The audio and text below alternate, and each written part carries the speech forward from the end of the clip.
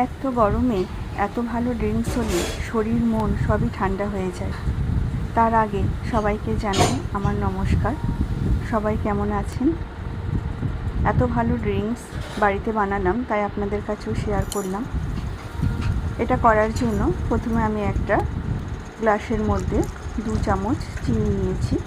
তার মধ্যে কিছুটা জল দিয়ে চিনিটা ভালো করে আমি মিক্সড করে নিয়েছি, যতক্ষণ না চিনিটা পুরোপুরি জলের সাথে মিশে যাচ্ছে।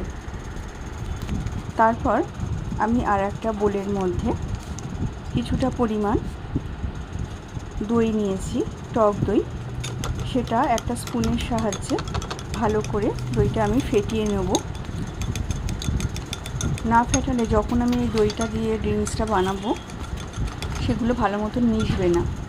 দইটা এমনভাবে ফেটাতে হবে যেন একটা ক্রিমি ভাব চলে আসে।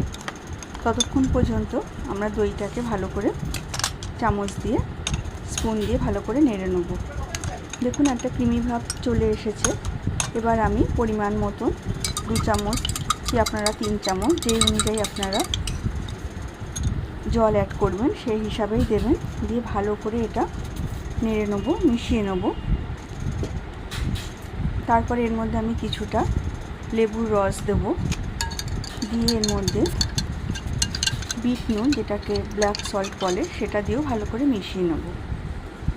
এরপর আমি একটু টেস্ট ভালো করার জন্য কয়েকটা কাজু বাদাম আমি ভালো করে কাটিং করে নিয়েছি, নিয়ে এর ওপর দিয়ে দিয়েছি।